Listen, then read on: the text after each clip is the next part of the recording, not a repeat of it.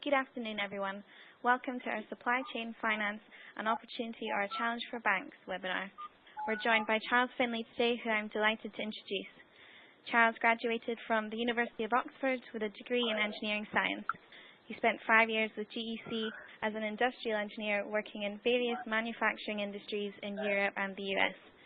Following an MBA from London Business School, he joined Anderson Consulting, now Accenture, where over the next 16 years he worked firstly in the strategy practice and then ran the UK supply chain practice and finally helped set up and manage the procurement outsourcing business. For the last 10 years he has worked as an independent consultant, an angel investor in early stage technology companies and a founder member of the International Supply Chain Finance community.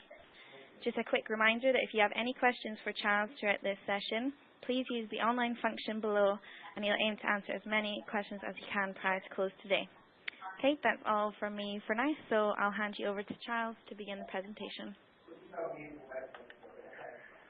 Thank you very much. That's a very warm welcome to you all, from me, and I've got the pleasure of presenting Supply Chain Finance to you over the next 45 minutes or so, leaving some time for some questions at the end.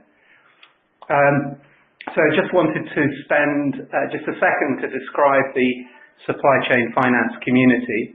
It's a not-for-profit organisation designed to bring together all the organisations who work in the area of supply chain finance, whether that's universities, banks, whatever, and different functional areas, because as we'll see as we go through this, this is a topic that crosses many functional areas within a typical organisation.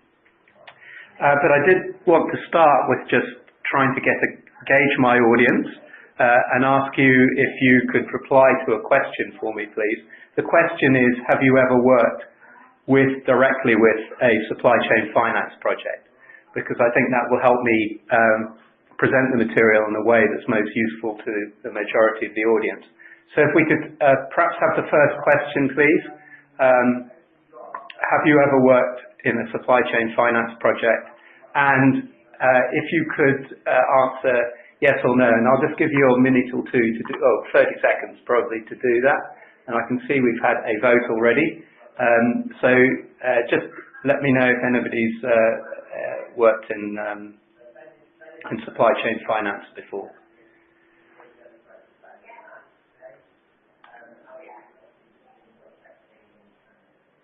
Yeah, it's coming in. A few more votes are coming in now. That's great. I'm going to just count you down. At the moment, it's 1/3 have worked in a supply chain finance project, and 2/3 haven't worked in a supply chain finance project. So I would imagine that's very typical for the community that we're talking to today. So if we could just draw that to a close now, thank you. And I'll go back to the slides. So the supply chain finance was really a term that goes back a number of years in academia, but really in the UK and a number of other countries is probably a term that's been used for the last 10 or 15 years. This is a quote from a previous Prime Minister about a supply chain finance initiative in the UK. The aim being to help tens of thousands of businesses secure increased levels of affordable finance. By implication, that implies that their existing sources of finance have challenges, whether that's friction, whether that's cost, or whether it's just lack of availability. It was not clear. So on that basis alone, and given your current understanding of supply chain finance, and obviously we hope that over the next 40 minutes we'll improve that, but on the basis of your current understanding, I'd like to ask the audience, do you consider supply chain finance an opportunity or a risk for banks? And that was my going in title for the presentation. And I'll also ask the question probably at the end to see whether we've changed our mind. So if we could have the voting panel up again, and we'll give you another 30 seconds. So is supply chain finance something that banks are going to be able to see as an opportunity for new business or increased business with existing clients, or is it a risk that business will be taken away and that there will be less opportunity for them in the marketplace? So just going to the votes now. I need to just look at the results. The votes so far are very overwhelmingly, it's an opportunity. So that's quite interesting. And I'll come back to that in a minute. So if we can stop the vote now, I think, and we'll go back to the presentation. And that's an easy one for me to remember, is it was an overwhelming vote for supply chain finance as an opportunity. So my agenda for the rest of the session is, we've done the introduction. I want to talk a little bit about cash in the supply chain. I want to present a case study in the automotive world. I want to extend the description of what supply chain finance is and where it's going in the future, and then leave some time for Q&A at the end. So just to begin with, I'm going to use a model of a typical organization, and apologies for those of you who are not in a manufacturing organization. This is a traditional buy, make, sell model, the three vertical stripes. On the left-hand side, you've got inbound goods and services, and on the outside, the white triangle is outbound goods and services, your finished goods. And then, if you look at the bottom right of that diagram, you've then got the intra-organizational processes,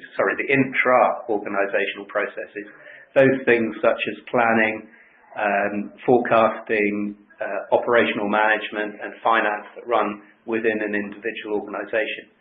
And typically, an organization has different functions responsible for each of those activities. So buying is procurement, making is operations, and selling is the commercial team and sales teams. And then you have finance and HR and planning running across an organization. And over many years, people have worked to try and look at, instead of an individual focused organization, what one might call a siloed view of life, you look at a chain, starting with your customer's customer, pulling goods and services from your customer, who's pulling goods and services from you in the middle, what you might call a focal company, who's pulling goods and services from a supplier, who's in turn pulling goods and services from the supplier's supplier. So that's why people typically call this view of world a supply chain, because they all link together, and it rises above the internal operational activities within the company and extends beyond logistics, which is the physical movements of goods between organizations. So that's the definition of supply chain, and it's the one I want to use. Clearly, there are other models around. There's the Porter value chain. If I want to use that in my presentation, I have to pay huge license fees to Harvard Business School, so I tend not to do that, and certainly in the book we've used a number of different models. But this model works quite well. So on this next page, you can see one of the issues with the chain is you've got lots of that red stuff, which is generally considered bad. It's inventory, work in progress, whether it's inbound, work in progress, finished goods within a company, or it's sitting on trains, boats, or aeroplanes in docks and warehouses. It's intercompany inventory. It may be owned by a third party, or it may be owned by the customer or the supplier. But generally, the focus of supply chain thinking is how do you link those organizations closer together, reduce the investment in inventory sitting between organizations and within organizations, reduce the cost of holding that stuff, but also the risk that it will be obsolescent or run out of due time before it's used. So supply chain management, as it's currently understood, has been developed to come up with mechanisms to link organizations together, whether that's one organization, maybe the one on the left, managing the inventory in its customers' manufacturing sites. You see that a lot in car manufacturers, where the supplier owns the inventory, owns the stock until it's actually bolted onto a car. You can have intra-organizational processes, so movement tracking and real-time inventory management to reduce inventory between organizations. And then you can have integrated operations where you have on-site or very close to site activities, so that the supplier is delivering as required by the customer, again reducing the amount of inventory and investment in the goods and services up and down the chain. So that is a traditional definition of what supply chain management is trying to do: optimize up and down the chain within the organization and across organization. Now, our definition of supply chain finance is simply overlaying that with the flow of cash up and down the chain. When does a customer pay, or the customer's customer pay the customer? When does the customer pay you? When do you pay your supplier? And when do you pay your supplier? When do they pay their suppliers? But it also implies to forward ordering, where there may be financial commitments ahead of order. It may also apply to investment in tooling or assets that your supplier might need to produce whatever you need for a new product or an increase in volume. So the broadest definition of supply chain finance is the overlay of financing up and down the supply chain, and that applies to a number of, or leads us to a number of questions. Where is the best point to finance the supply chain? Is the ultimate customer got the lowest cost of borrowing, and therefore financing the supply chain is a sensible solution for them? Where does the risk sit, and who owns that risk? Is it the owner of the inventory, or is it to do with capacity that might not be used as supply is required to meet different demand profiles? So it's not just simply payment terms, 30 days net or 90 days net, or some form of delayed payment based on usage, such as the airlines use with their aircraft engines. It could be any form of financing that runs up and down the supply chain. I would just say at this point that most people's definition of supply chain finance in the press and in most of the literature is a form of reverse factoring between two organizations. But this goal here is to take that beyond that and think more broadly as supply chain, a whole raft of opportunities up and down the chain. So with that in mind, if we then move on to the next bit and we talk about cash, which is the critical oil that lubricates supply chains, and I have to credit to a colleague of mine, Simon Cranfield, for the material here.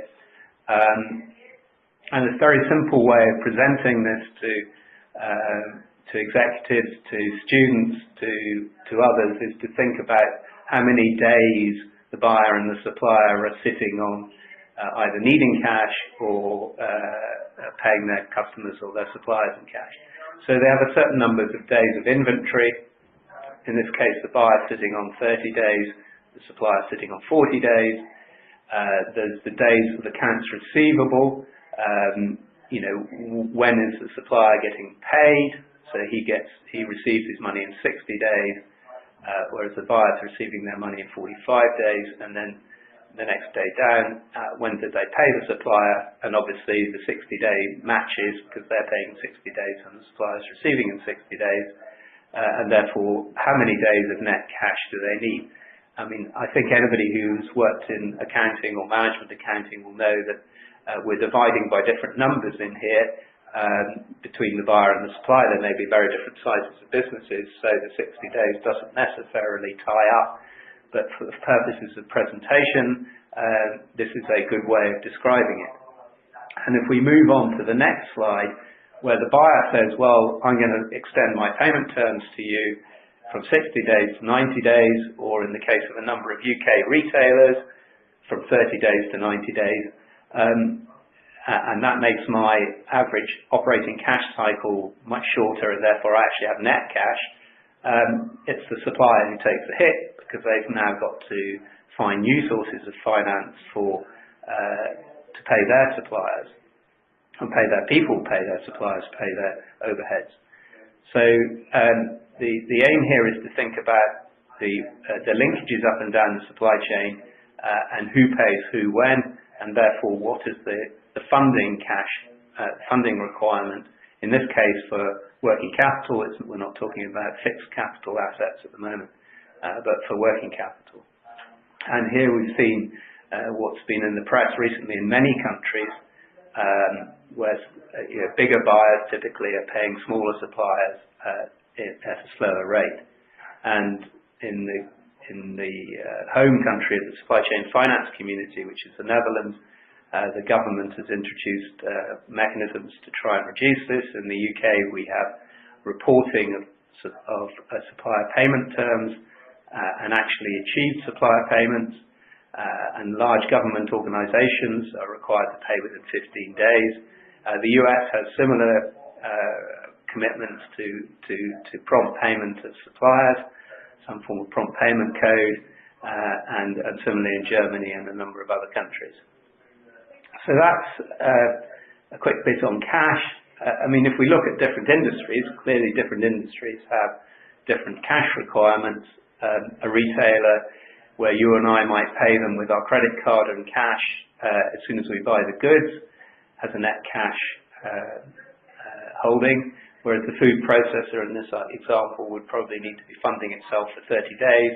And the raw material supplier, who might have a very cyclical production cycle, might be funding themselves for 40 days, and if they happen to be producing grains or seasonal produce, they might have more like a 6-month or 9-month funding requirement on average.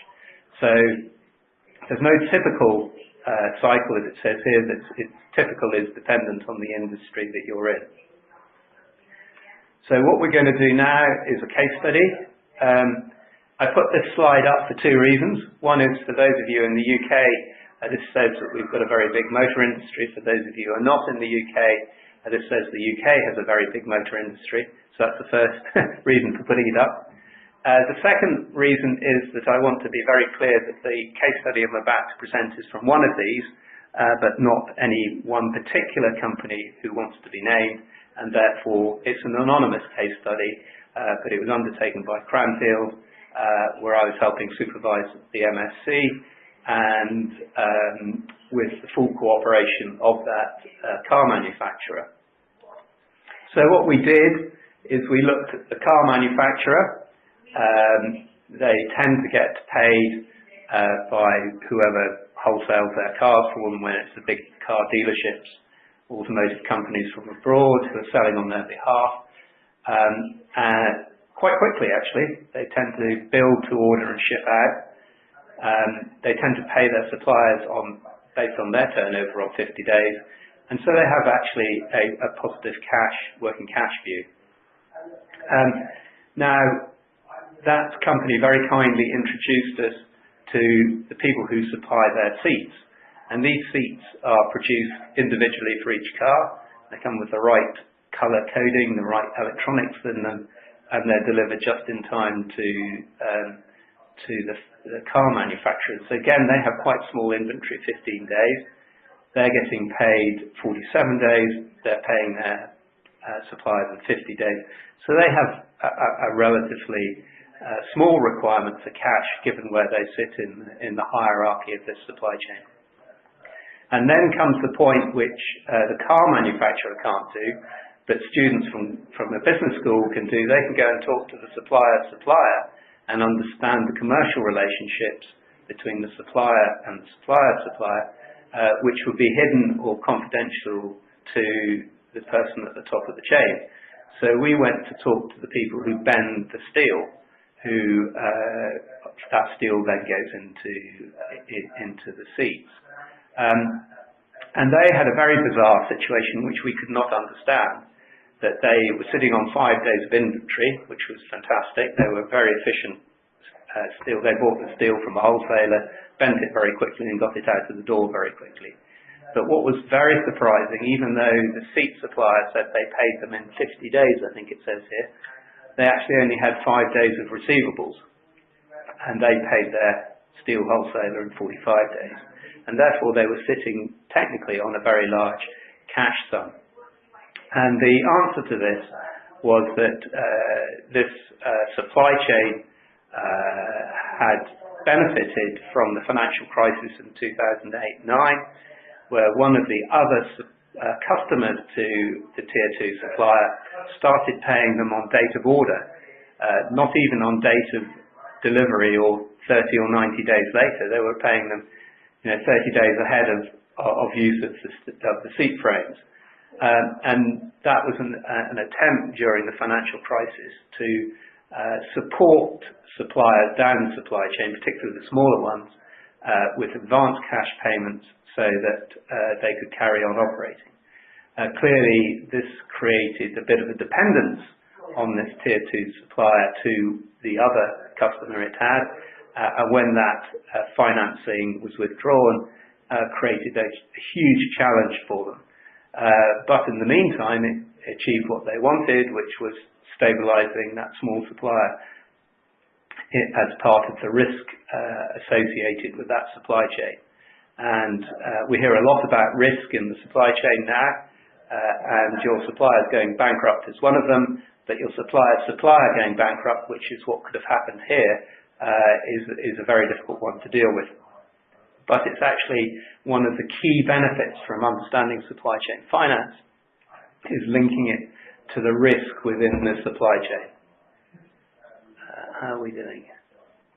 So moving on now to the next slide.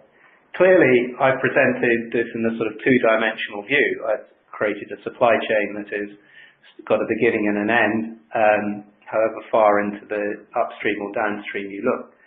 And it's not really a chain, it's a network.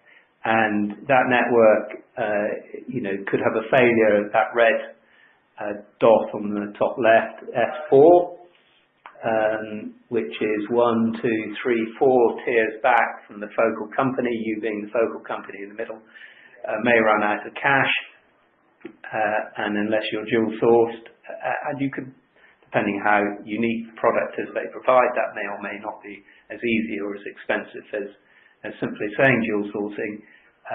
They may be the sort of the straw that breaks the whole camel's back, and the supply network falls over.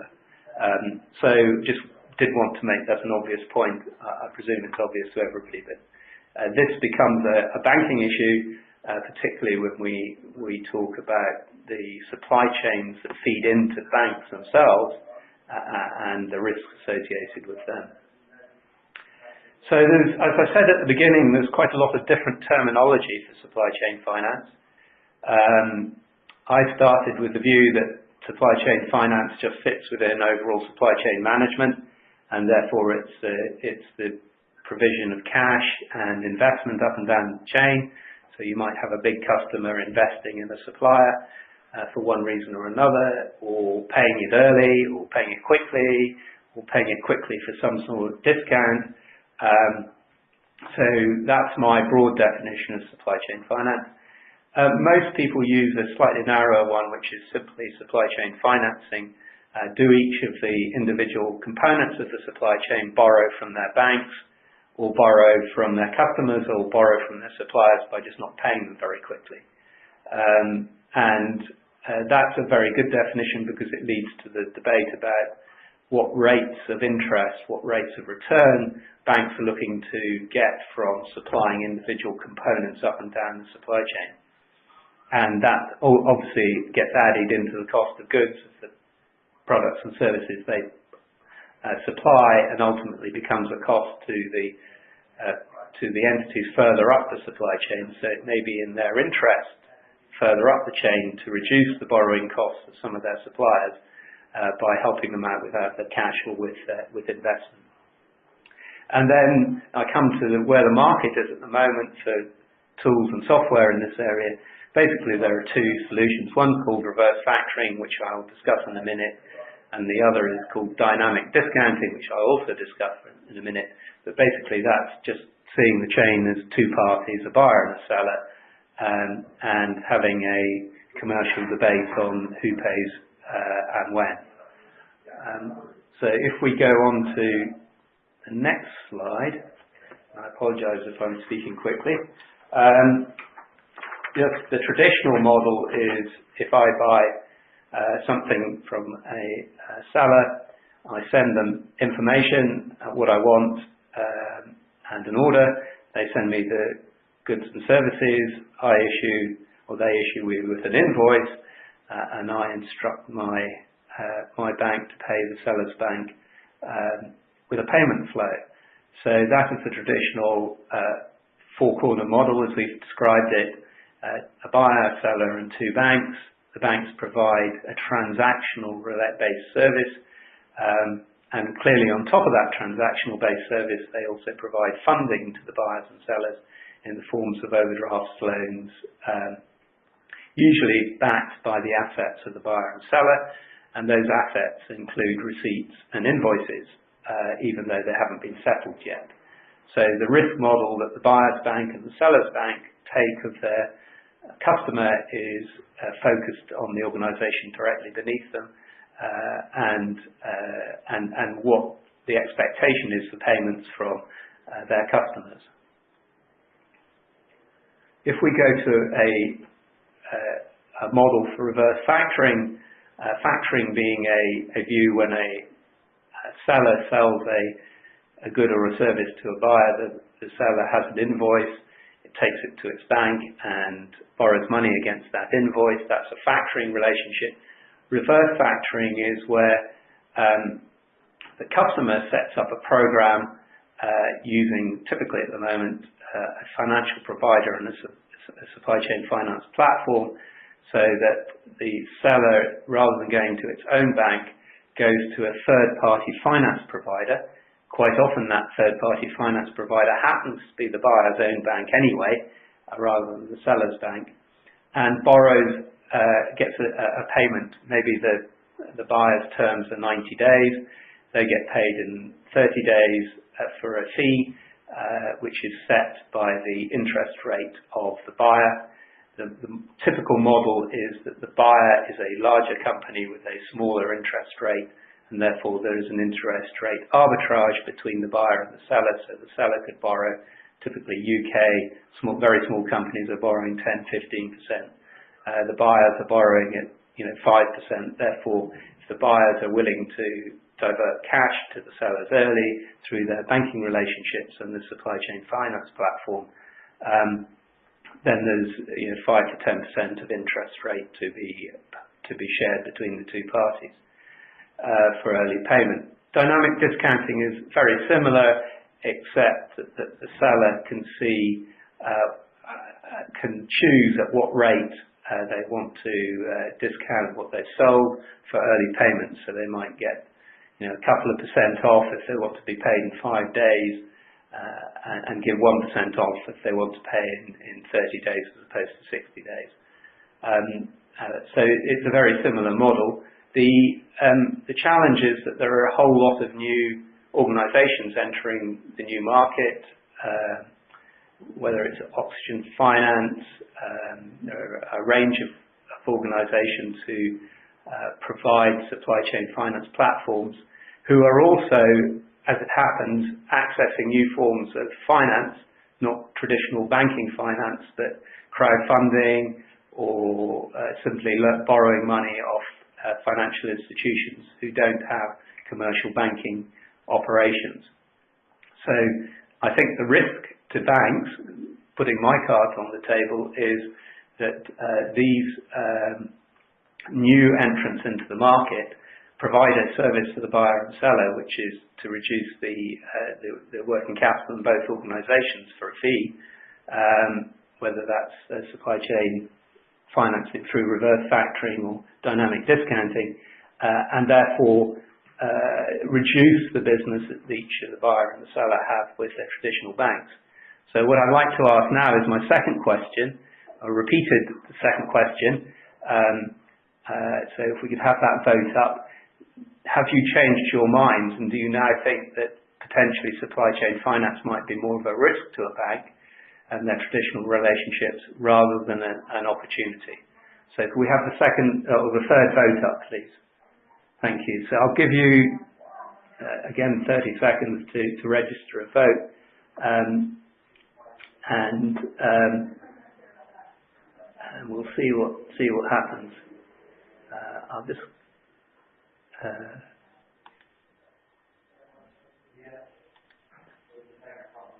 and if you remember, you were 100% last time on is it a risk or is it an opportunity? And I'm very glad to say that I've managed to change a few people's minds, and that about 2/3 of you, slightly over, think that it's a risk, and 1/3 think it's an opportunity. Well, I've achieved something today anyway. So that's good news. So if we could, I think, probably just draw that vote to a stop, that would be great. Thank you. And we'll go back to the material. So if we look at simply reverse factoring as one form of supply chain finance, this slide attempts to draw out the benefits of reverse factoring to the buyer and supplier. This slide was put together by another of our MSc students at Cranfield Business School, who did research on successful supply chain finance projects. It hasn't been published, but we've used a lot of the results that she developed in the book we published, which we'll talk about at the end. So for the buyer, it reduces the cost of goods purchased because they pay their suppliers early, effectively, although they may not be providing the cash, and in return the supplier is giving them a discount off cost of goods. So it's an economic benefit to the buyer. It also reduces its own working capital requirements by effectively borrowing from this third-party finance provider, so they're still paying on 90 days, even though the supplier has been paid on, say, 10.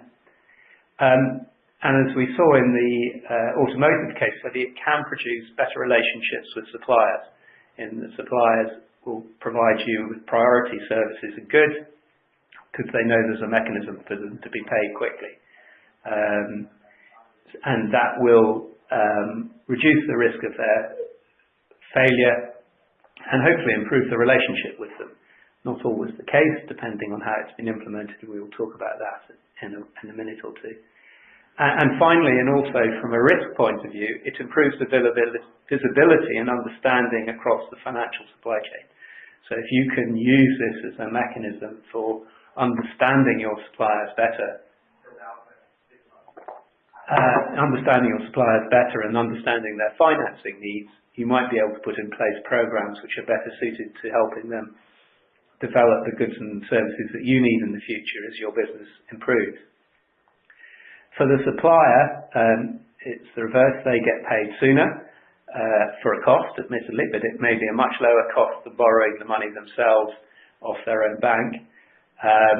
They can use it, and most of the platforms allow them to pick and choose whether they're going to do this, use it to smooth their cash flows and be willing to take, particularly in the dynamic discounting model, give a slightly higher discount if they're really short of cash for a short period of time, rather than using short-term credit facilities with their bank.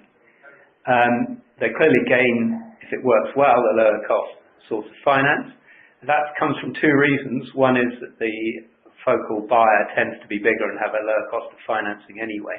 And secondly, invoices are generally very secure, particularly for longer-term supplier relationships. And you're only really going to implement a solution like this with suppliers who are longer-term suppliers anyway. And it's a source of working capital which is relatively secure. However, of course, if your customer goes out of business, you have no business anyway. So if they stop providing you with finance, then that's a risk which needs to be taken into account. And finally, it gives much more control and visibility of when you're going to get paid, so you can do cash flow forecasting in a much more effective way using the tools provided by the supply chain finance platform. So I mentioned at the beginning, we have, certainly in the supply chain finance community, a much extended range of views of what supply chain finance is. It's any instrument, and this is what the European Banking Association uses their definition of supply chain finance tools. The EBA produced a very good, very thick tome of every form of supply chain finance, and if anybody wants to get to detail with that, that's the best publication on what instruments are there and how they work. And this could be anything from a customer taking an equity stake in its supplier through to some form of long-term loan or inventory financing of working capital for a set of production that's going to come to the customer. So there's a range of those. I'll just read them out in case anybody can't from their screen. Vendor managed inventory, advanced payments, dynamic discounting, which we've talked about, contractual risk sharing, buyer managed inventory, minority interest, joint ventures, acquisition. Clearly that's the ultimate one when you buy your supplier. Long-term loan and contractual profit and revenue sharing, and then others. So there's a range of instruments on this slide. It was a particular survey done a couple of years ago. I suspect it will have changed slightly, and I would imagine reverse discounting and reverse factoring and dynamic discounting would be much higher now. So moving on to just the last couple of slides now before we go to some Q&A. Choosing supply chain finance, it's not an obvious choice. You can have buyer-driven programs or supplier-driven programs. It depends on whether if the buyer is a very cash-rich organisation, it might think a good use of its cash is to reduce its cost of goods by financing its suppliers. And on the other hand, if it's got a very superior credit rating, it may think that it can borrow much cheaper than its suppliers can and then pass the benefit on to the suppliers in return again for a cost of goods reduction. Somewhat depends on the buyer side, on typically in the bigger buyers, in what the treasury function believes in terms of its use of cash. When it commits cash to a supply chain finance program, its own cash, it may be good for the business, but it reduces its availability for other uses. But using a third-party bank as the financer of the supply chain finance program might be the right route forward. Supplier-driven programs, typically, the customer therefore doesn't know the supplier is using them, and therefore customer confidentiality is maintained, and so you get invoice discounting and factoring programs that come into play. So there's quite a lot of material available to help particularly operational companies decide what sort of supply chain finance program to use. I wanted to talk a little bit about the wider initiatives. Most companies who have implemented supply chain finance, and that could be anywhere from GlaxoSmithKline, Vodafone, Philips, Heineken, Unilever. Many companies have done supply chain finance programs.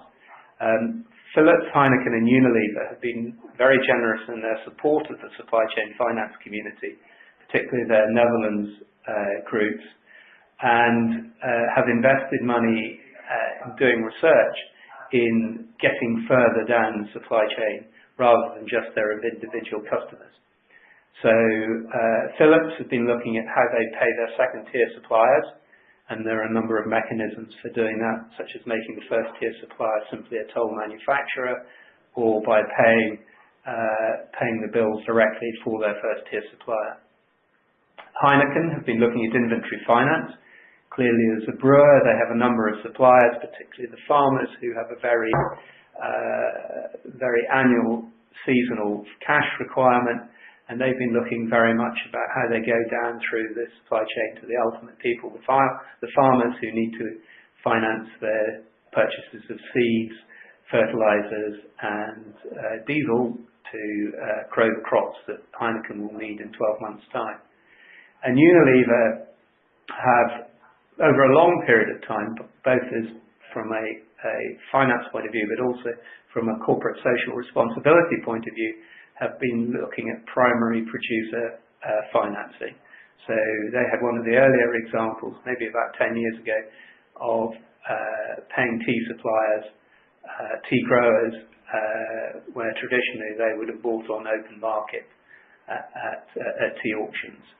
So those three companies have been researching how they get further down the chain, and that delivers direct financial benefits by reducing the cost in their supply chain. It delivers risk reduction benefits because they know their supplier situation's better and they're ready to intervene if necessary. And in the case of the last one, it may also fit their requirement for working with smaller companies and their supply base in a more ethical way. And just an example, I think it was from this time about a year ago, where Samsung made a big announcement. They were going to set up a $450 million fund so first-tier suppliers can pay second-tier suppliers faster. That's all I know about it. But again, if you were one of those second-tier supplier banks, you'd be thinking it might be easier to get funding from Samsung than it is to get funding from my bank. That was an interesting, and there have been a number of other announcements. So my last point is about implementation of supply chain finance, and not very many of you at the beginning said you had been directly involved with supply chain finance programs. But you've probably heard me talk over the course of the last 30-35 minutes, talk about many different components of an organization that are involved, whether that's treasury function deciding on whether a firm has enough cash to pay suppliers earlier or later, and where that cash is going to come to, through the finance function who drives the purchase to pay process and actually ultimately decides when a supplier will be paid, through to the operations team who clearly want suppliers completely on their side so stuff is delivered exactly when needed and in a very flexible format to deal with ups and downs and unexpected eventualities. The purchasing group who put in place the relationships with the suppliers, and so forth. So what we found is that supply chain finance programs in the bigger firms, about 1/3 are driven by procurement and supply chain people, and 2/3 are driven out of finance or the treasury function.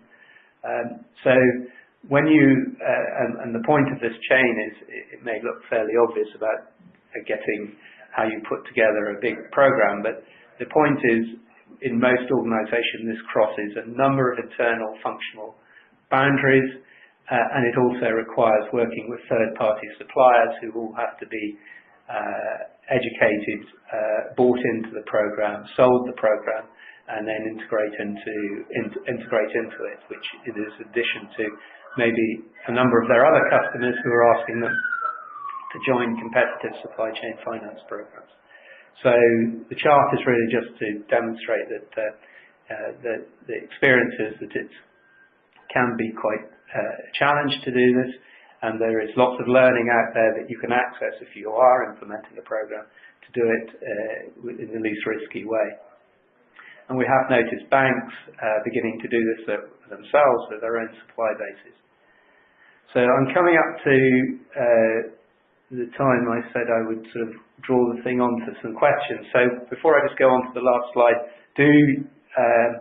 I see a couple of questions, but do feel free to think of things you want to ask me. We'll have 10-15 minutes to do that before I go on to the next slide. So the next slide is just, it's not directly, it is a pitch for the book, but Simon Templer is was a full-time lecturer at Cranfield Business School. He's now works across 3 different business schools and is fully involved in teaching, and also supervises 2 or 3 MSc students a year who work in the area of supply chain finance, and his background is in management accounting. Eric Hoffman is based at St. Gallen in Switzerland and has a supply chain professorship there in the business school and works with a number of Swiss and German companies in the area of supply chain, financing, and obviously supply chain finance. And to give you an example, there's some quite good case studies about how Swiss Post are acting as a financier for inventory between buyer and seller. And then my background, as Julia said at the beginning, is management consulting and more recently in supply chain finance directly. The book's available if anybody would like to buy it, and there's a discount which we can get you, and there's a link in the program. And what the book aims to do is to bring together the why would you do supply chain finance, with the options available, and then the how, and then a couple of chapters at the end which talk about where supply chain finance is going in the future. So that's all I have to say. I hope I haven't rushed through that too quickly. If there are any questions on content or any questions on follow-up points, please put them into the panel below, and we can address them as we go through. We'll try and pick them all up before we finish.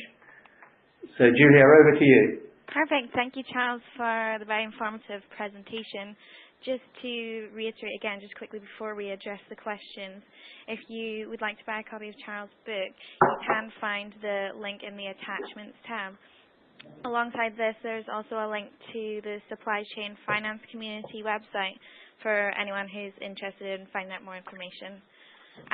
So yeah, quickly moving on to the questions. One of them we've received here is, why don't we all just have a standard payment term and enforce it? Thank you. That's a perennial question that comes up, and particularly it's quite culturally specific. So if you're in Germany, everybody pays everybody very rigorously on time, and there's no debate. If you go further south in Europe, people tend to pay slower and slower and slower. And so, so that there's a cultural dimension to that, which businesses who work cross-border have to deal with. But the real issue is that what is a good payment term? So if I'm going into a supermarket, I don't expect necessarily to pay the supermarket for the goods and services I pay in 30 days or 90 days. I'm paying in cash or with my credit card. I may pay my credit card off a bit later, but effectively the norm in that industry is to be paid immediately. If I look at the other end of the spectrum, and one of the other companies that's worked with us in this program is Rolls-Royce, and particularly the aircraft engines. Aircraft engines are typically sold to the aircraft manufacturers, who then sell them on to the airlines. And typically those engines are now sold on the basis of payment on hours used. So therefore Rolls-Royce might not be being paid for its engines for 3 or 4 years, based on the usage that the airline puts them to, the number of hours in the air. And that allows a bundled offering from Rolls-Royce around service and maintenance. So I don't think it is a good idea, personally, to have standard payment terms. I don't think that works. It doesn't meet the requirements of different businesses. So there's from an economic point of view, I think standard payment terms are difficult. Where the issue comes is where bigger companies may agree a payment term and then either not deliver to that payment term, either just pay late, or they agree a payment and then just change the standard payment terms with no compensation and no adjustment. And that's where things like the supply chain reverse factoring programs that have been implemented on the back of that get a lot of bad press for obvious reasons. But I think that longer term, I think the visibility of information, such as the prompt payment code in the UK and the Betel Menu in the Netherlands, and various other national initiatives to report on and present the reality of payment to suppliers will make a difference, and where there's a legitimate reason for paying quicker or very much later, again, that can be justified by the experience and the industry that the companies are in. Hope that helps. Yep, that's great. Thank you. Next question I'm looking at here is, what are the national and regional variations in supply chain finance? Well, thank you. I touched slightly on that in terms of the cultural issues involved. There are a number of legal, financial and operational variations, not least in Europe, where you can have different organisations working in multiple countries, where there are different models. So Spain has a forfeiting model, which is the long-established form of financing suppliers. Portugal has requirements for immediate access to to transactional data, which means it's quite difficult for some of these supply chain finance platform providers to provide that information. The UK has requirements for large government organisations to pay small suppliers within 15 days. Therefore, there isn't a great market for speeding that up, because that's already quite quick.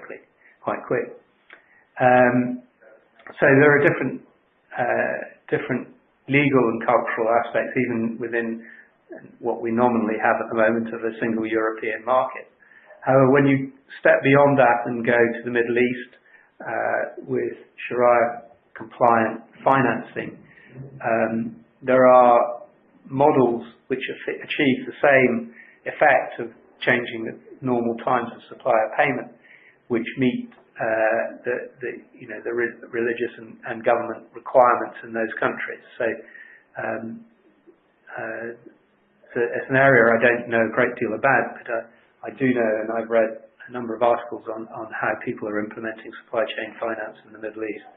Similarly, in China and the Middle East, in the Far East, from where I'm sitting, the Asia markets, financing is typically a more family-based activity and a network activity, and the banking infrastructure is probably not so, except for the government-based banks, not so pervasive across wider ranges. And typically we find supply chain finance programs are implemented by the bigger companies who trade across multiple jurisdictions, whether that's finance, legal or accounting jurisdictions, which require more of the international financial support than come out of individual countries. One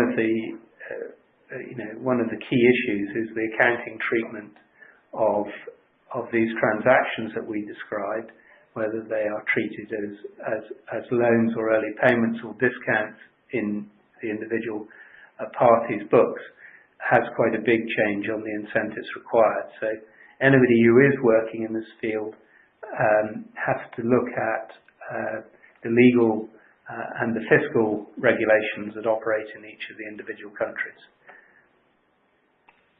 Great, thank you. That's really helpful. And then I think we've just got time for one more question. Is supply chain finance a win-win, a zero-sum game, or a power play for the big buyers and purchasers? Right. Yes. The way I've described it, if we go, let me just go back to, if we can, this slide here, and saying, the benefits of reverse factoring. The way this looks is that there's a win here for the buyer and a win here for the supplier, and a win here for the financing organisation that implement the solution. They are achieving something that they've gone into in a voluntary way to improve their working capital, to improve their risk, and to improve their operational businesses. The downside is where the buyer implements a solution which achieves its goals, but doesn't achieve the goals of the supplier. And that typically comes from either not understanding the supplier requirements, and there have been a number of situations where big companies have rolled out supply chain finance programs and very few suppliers have signed up to them if they've not been mandated to sign up to them. And so the buyers invested considerable time, money and effort to implement the right systems and automated linkages, but given the range of suppliers has not made it mandatory. And in that case it's fairly obvious that the proposition to the supplier is not strong enough. And in some cases it's been implemented simply on the back of the buyer just increasing its payment terms out to 90 days and saying, well, if you want to be paid sooner, then we want a discount. And that tends to hit the press and become a public relations issue rather than what it should have been, which was a mechanism to have a win-win scenario. But I think the more sensitive and the more thoughtful programs can be win-win and win for the financing provider as well. I think in that model the only one that suffers is the traditional banking supplier or the traditional supplier of finance into the buyer or the supplier, who probably the traditional banking relationship. So it can be win-win, but there are risks that it becomes seen either in reality or just in perception as being a win-lose situation. Thank you. Great. Well, thank you, Charles. You've certainly given us lots to take away and think about today. I'd just like to ask a favour from our audience, please. If you could remember to give us a rating and some feedback on today's session, that would be great. Thanks again, Charles. We really appreciate you taking the time to share your insights and advice on this topic. And thanks to everyone at home for joining us. Have a great day, everyone. Bye.